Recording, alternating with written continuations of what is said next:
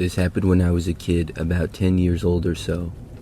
Halloween was one of my favorite times of the year. I would always go trick-or-treating with my best friend Aaron, and we lived pretty close to each other in the same neighborhood. On this year in particular, on the evening of Halloween, Aaron came over and we got ready to trick-or-treat. I can't remember what our costumes were, but we set out and first hit all the houses on our street.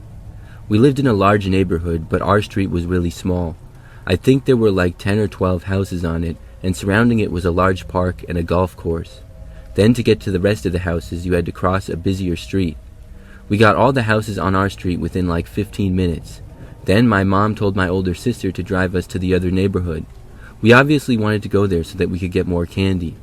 And one spot in particular had nice houses that were really large, and so the owners gave out way more stuff. My sister was 16 or 17 at the time, so she could drive, and we got in the old minivan that she drove to school. She drove Aaron and I to the nice neighborhood, and we began going to all the houses. Our plan was to just go to as many houses as possible until it got too late. We each had a pillowcase for our candy, and we ended up getting a ton. My sister would drop us off at the street, and then she would drive to the end of it and just park. Once we got to her, she would drive us to the next one. This routine went on for a few hours. Eventually, it was getting late. Aaron and I were planning on calling it pretty soon. We got to this one street, and as we were approaching the end, I remember seeing this guy. We were walking up the front yard to one house to go trick-or-treating there, and I glanced over a few houses down for whatever reason. These were houses that we hadn't been to yet. I saw the guy dressed in this creepy costume. He had sort of baggy and torn clothes, and part of his face was painted. I'm not sure if he was supposed to be someone specifically, or if he was just supposed to look creepy, but he was standing in his driveway and just looking at us. I guess that's why I noticed him. But then I just looked away, and Aaron and I reached the front door of the house that we were going to. We got candy there, and then went next door and got candy at the next house as well. Then we reached the house that I saw the guy in the driveway. He was no longer there, and I assumed that he went inside. We were considering not going to the house, because all the lights appeared to be off. That was usually a sign that nobody was home or that they had gone to bed. But I told Aaron how I saw the guy in the driveway just a couple of minutes earlier, so I knew that he was home and probably still up. I figured that he could give candy to just one last group of trick-or-treaters, so we went up and knocked on the front door. At first, there was nothing, but like 10 or 15 seconds later, I heard somebody walking to the door. Then it opened, and the same guy who I had seen was there. He answered the door, and we both said trick-or-treat, but the guy didn't have any candy with him. He looked really creepy with his costume or whatever it was. He just stared at us for a few seconds. Clearly this guy knew that it was Halloween, so where was the candy? I thought that maybe he had run out. He then told us to come inside. He didn't say anything else other than that. Aaron and I didn't want to. We knew better than to enter a stranger's house. When we just stood there, he once more told us to come in. I said, "No thanks, we'll just take some candy and be on our way." The man said that we would have to enter the house and that there was nothing to be afraid of. I remember looking into his house and considering it. Maybe there was a creepy decoration he wanted us to see or something. But when I looked in the house, I saw no Halloween decorations at all. It just looked like a sort of cluttered and messy house, and all the lights were off. I said, "We'll just go then." Aaron and I started to back away to leave. The man told us again to come inside, this time more demanding. By now, we both really got creeped out. We turned around and started walking quickly away. That's when I heard the man start to leave his house. Then we both just took off running. We sprinted through his front yard and into the street. As we were running, I heard the man going into his yard and running after us. I figured that it was a joke and that the guy was just trying to scare us. But I didn't know for sure, and it was still really weird, and I didn't want him to catch up to us. So we kept running and made it back to the street. When we were running down the street to my sister's van, we heard the guy stop. He seemed to not leave his yard, which made us feel better. However, we kept running and didn't stop until we reached my sister's car. Thankfully, it was not that far away and just around the corner. We got inside, and when we were back in the car, we told my sister all about it. She said that it was a good idea that we didn't go in the guy's house and that he sounded like a creep. Then we said that we were done for the night and she could go back home. So my sister pulled a U-turn and began to drive back. This meant that we were going to drive by that guy's house again. I remember that as she drove past, we all looked in the direction. What I saw was the car that was parked in the man's driveway now running. As soon as we passed by, the car left the driveway and pulled onto the street behind us. We looked and saw the same man was driving it. Aaron and I started freaking out, and told my sister to get away from him. We went down the street and my sister turned. The man went the same way. My sister then started driving faster and we went to a busier street. By now, though, all the roads were pretty quiet. He followed us to the busy street and trailed us for a little while. Then my sister randomly turned to another street. He turned as well, and my sister then turned at the first option. The man behind us did too, until my sister turned quickly again. Then the man did not. We then drove to the end of that street, which connected to the busier one. Then we went back to our street and arrived home without seeing the man for the rest of the way. After getting back, we were all pretty creeped out from it. We went inside and were afraid that the man would show up at our house or something, but he didn't. Aaron went back to his house, and my sister and I didn't see the man at all. It was a crazy experience. We never trick-or-treated on that street again purposely to avoid that guy. Looking back, I'm not sure what his intentions were. It could have just been a prank to scare us, but it seemed a bit much to me. I'm just glad that we didn't enter his house and that he stopped following us.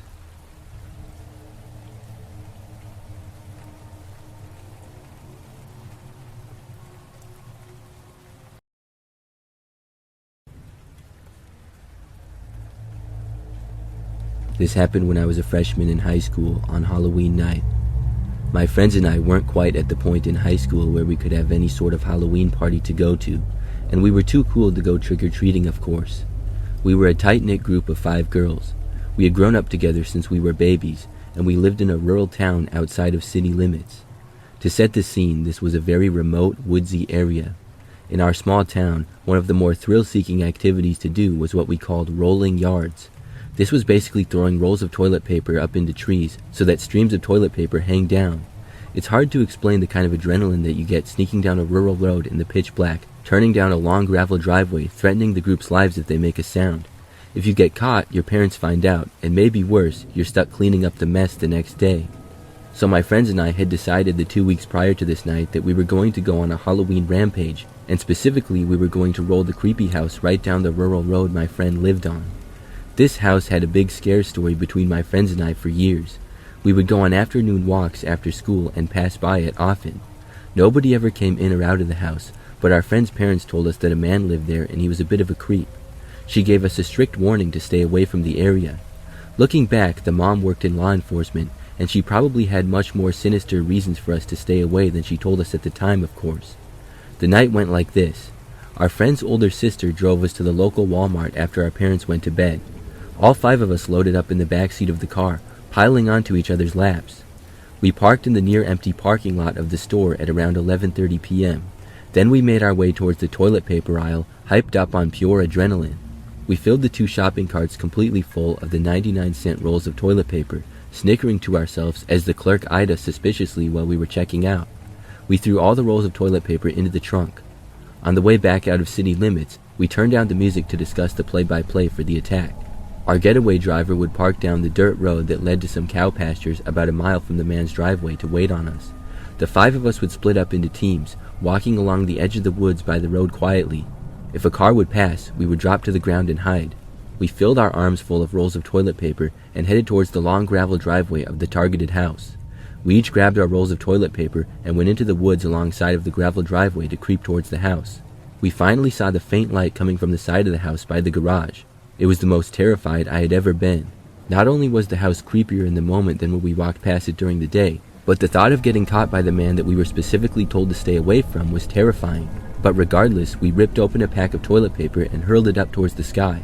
They went towards the highest branch of the big oak tree directly in front of the house. Soon, streams of white were falling out of every tree surrounding the house, and we were getting very cocky and even more fearless the longer we attacked. Suddenly, my friend stopped dead in her tracks and made a loud hush noise. I stopped and hid behind a tree, my heart literally in my throat, as now I saw what looked like lights turning on from inside the house out of the corner of my eye. We dropped our remaining rolls of toilet paper and began running in the pitch black dark to the woods. Another girl in the group tripped and fell on a branch behind me, and I turned to help her when I heard it. Several gunshots rang out loudly from the house, and the man was yelling maniacally into the woods. We all kept running, all crying and wheezing from the adrenaline, and we headed towards the entrance of the driveway. When we were about to reach the entrance, we heard something even worse than gunshots, the sound of a diesel truck engine coming up the gravel driveway slowly. We quickly went as deep into the woods as we could without notifying him that we were hiding, and we stood silently with our hands over our mouths to not make a noise. The man stopped his truck about 30 yards away and turned off his engine. It was totally silent. I could see him from where I stood, and he had a shotgun over his shoulder as he walked towards the opposing side of the driveway, clearly looking and listening intently. In that moment, I truly thought we were going to be found and killed. No one except for our getaway driver knew where we were. Our parents were all asleep. Our ride was a mile down the road, oblivious in her car. I was trying desperately not to cry and sniffle in the silence when I saw the man's shadow raise his shotgun in the air and fire around. I began to feel faint, truly thinking that I was about to pass out from fear when I saw car lights just up the road from the driveway. Panicking, I wondered if the lights would illuminate us in the woods and give us away, but the car seemed to slow down, and I realized that it was our friend's older sister, our getaway driver. She rolled down her window and was talking loudly from opening her car window, giving what I assumed were the police the address of the house that we were at. This made the man angry, and he yelled and ran towards her car for a moment, then backed away, cursing loudly and waving his gun into the air. As soon as he began driving his truck back around the driveway towards his house, we sprinted full speed towards the car and got in. We were crying hysterically, unable to speak, and sweat pouring down us. No one said a word. We cried all the way back to the house. We showered, and I could hear sniffles and crying all throughout the night into the morning. No one said a word about it to any of our parents. We never went rolling again, to say the least. What had begun as a childish prank turned out to be one of the most horrifying experiences of my teenage years, because we lived in the middle of nowhere and we had technically been vandalizing someone's yard. The older sister told us about a week later that she had faked the call with 911. It's still shocking to think about. All I can say is we got lucky that night. Looking back, we should have called 911.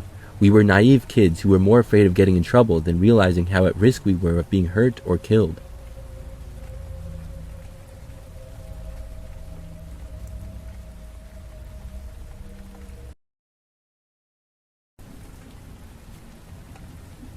This happened almost a decade ago when I was 13 years old. I remember my friend and I were excited about our first time trick-or-treating without our parents. It started like any other Halloween night. We collected candy, ran into many of our classmates, and had a lot of fun. At 8 p.m. we realized we had to head home, but on the way back we dropped by my teacher's house.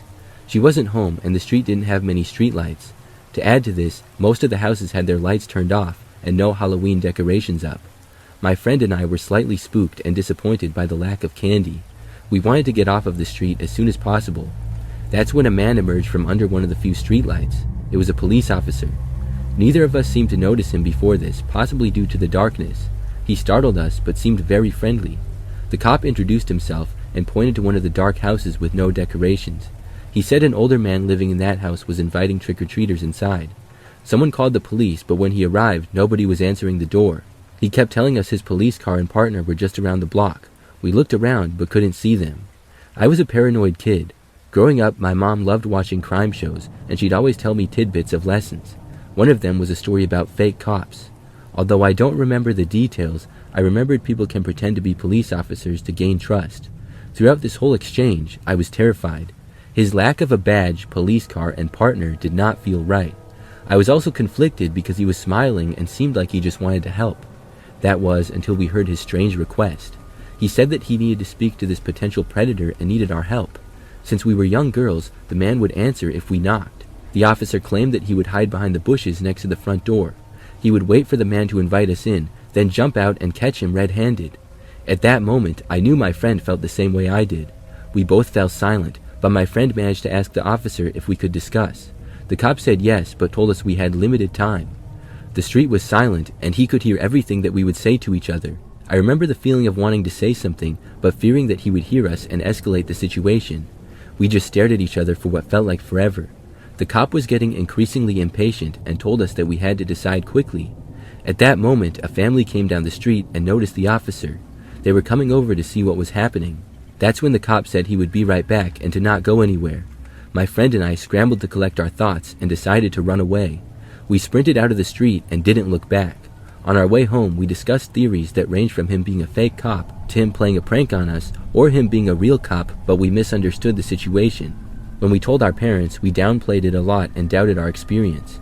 In the end, we didn't call the police, but our dads drove to the house and the area around the house. No cop cars or police officers were in sight. Over the years, I can say I regret not calling the police. At the time, my friend and I were convinced that we misunderstood what happened. We even told our class the next day, and most, including our teacher, thought it was not alarming. Looking back, I find it extremely strange a police officer would put two children in such a potentially dangerous situation, especially without our parents present. I wonder what his motives were, but it will unfortunately remain unsolved.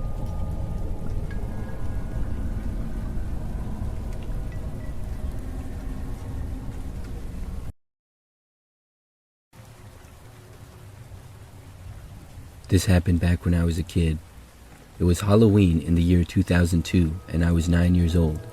I was really excited to go trick-or-treating around my neighborhood and get as much candy as possible. In years past, my parents took me trick-or-treating. This year, though, my dad had to work late, and my mom was home with my younger brother, who was just 2 years old at the time. I think he was sleeping or something, so he didn't go. My mom said that I was old enough to go trick-or-treating by myself, though. Our neighborhood was usually pretty quiet and also pretty safe. It was a long street with many houses on both sides. Then there were several other streets nearby that were also like ours. Overall, it was a very large neighborhood. So I went out early, and there were many other kids out.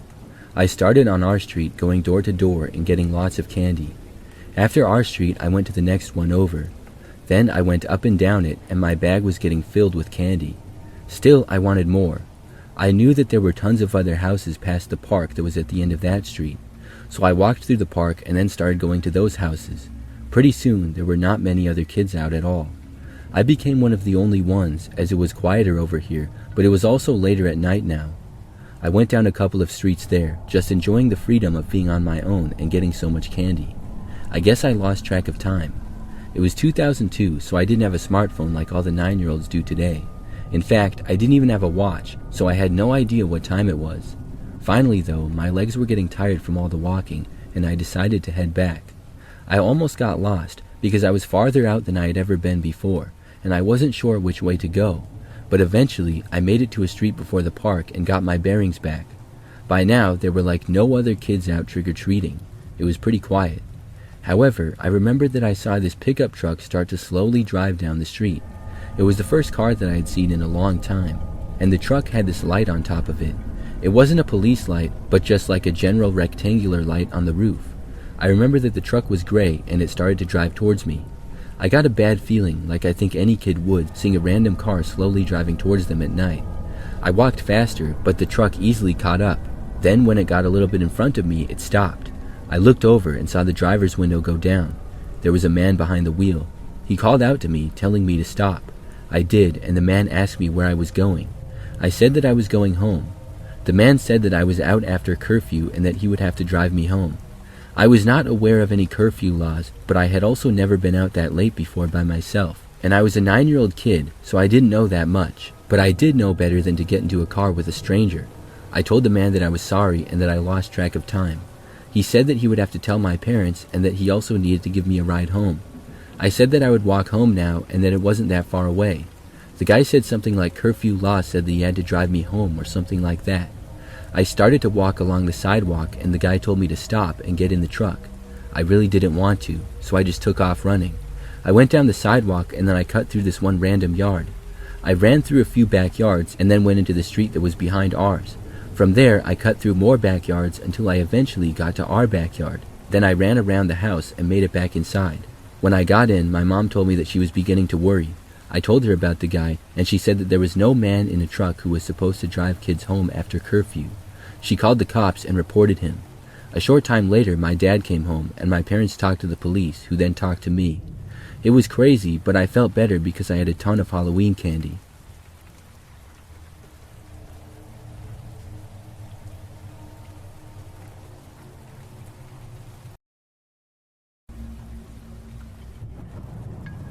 It was Halloween night 2022. I live alone in a neighborhood that's not that busy. I have a house and about an average-sized yard. But on my street there are not a ton of houses, so I will maybe get like 10 trick-or-treaters a year. Still, I get candy for them, and I just give each kid a lot of candy, so I'm sure that they're happy about it. So on this night, from the early evening until about 8 o'clock, I got the usual amount of trick-or-treaters. It was mostly a pretty quiet night. Then, at like 9 o'clock or so, there was a knock at my front door. I went over to look, thinking that it was just another trick-or-treater, but it was not. There were about 5 grown men all standing there. Each of them were wearing full head masks of various creepy characters. I don't know who all the characters were, just that one of them was a clown and another was like an old man mask. Aside from the masks though, they were just wearing normal clothes. They seemed like grown men, because most of them appeared to be around 6 feet tall or taller. Either way, I decided that I didn't want to answer the door for these guys, so I went back over to the living room and sat down.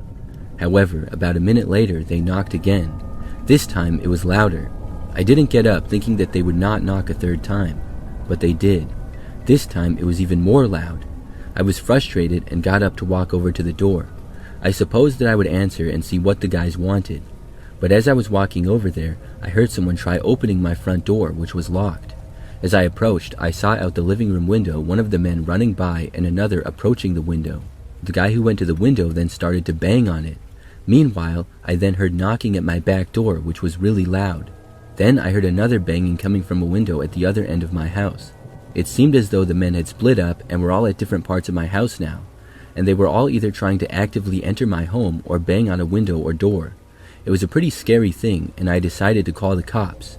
I knew that I couldn't fight off 5 grown men, and it sure seemed like they were trying to break and enter. I went down in my basement and called the police from there. For a while I heard the banging as I waited. Eventually though, it stopped. Unfortunately, all the men ran off before the cops got there. After officers arrived, I went out and talked with them about what had happened. They pretty much just made a report, drove down the street and looked around a little and then left. I was happy that the guys were gone, and I was hoping that it was just a Halloween prank that went too far. Definitely way too far. For the next few hours, things were fine. Then I went to bed. However, I was awoken to the loud sounds of banging coming from all around my house again. It was pretty much the same thing as before.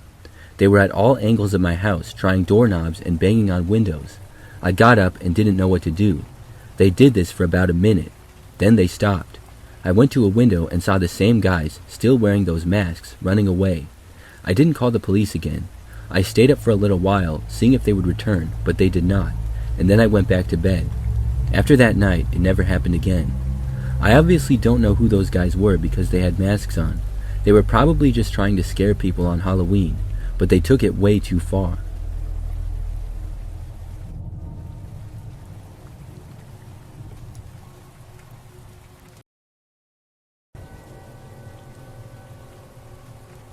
This happened back when I was in 7th grade, and I was trick-or-treating with one of my friends in his neighborhood. His neighborhood is divided up into 3 parts. The first part is what I used to call the normal part. This part is just like every other regular neighborhood. The houses are close together without long walking distances in between.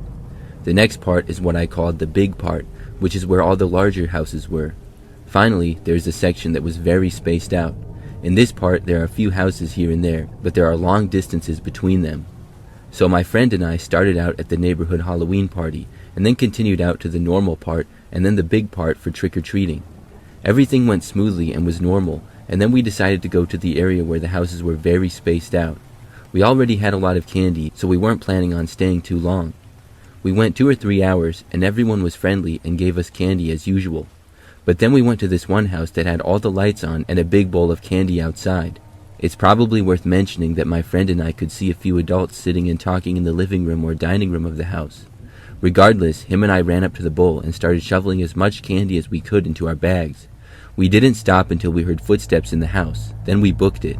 We were just getting out of the driveway of the house when we heard a door open behind us. We started running down a small paved path nearby, and then stopped to turn back and look to see if whoever came out of the house had followed us. We saw them in the driveway walking around as if looking for something. Him and I decided it was probably a good idea to go back. We assumed that nobody would follow us down the path just to try to get candy back, so we assumed that we were safe. This is the part where things get creepy. As we were walking down the path, my friend and I would occasionally turn around and joke, "Oh, look at that, it must be the person from the house." We would run for a few seconds until we got tired of the joke. However, there was one point when my friend turned around and then stopped. I stopped him, wondering why we stopped and what he was looking at. "Look over there," he said. He pointed back from where we came, a little off the path. We could see a human figure moving in the darkness on the side of the path, following us at a distance. The most reasonable explanation was that it was somebody from the house that we took the candy from, still following, but we weren't sure. Either way, we wanted to lose them and not have them find out where we lived. Without warning, both of us took off at the same time and ran all the way back to the Halloween party that we came from. I don't think it was the person whose candy bowl we robbed, because I don't know anyone who would react that way to a couple of kids taking too many pieces of candy, but whoever was there was trying to be very sneaky and follow us without us being aware of them.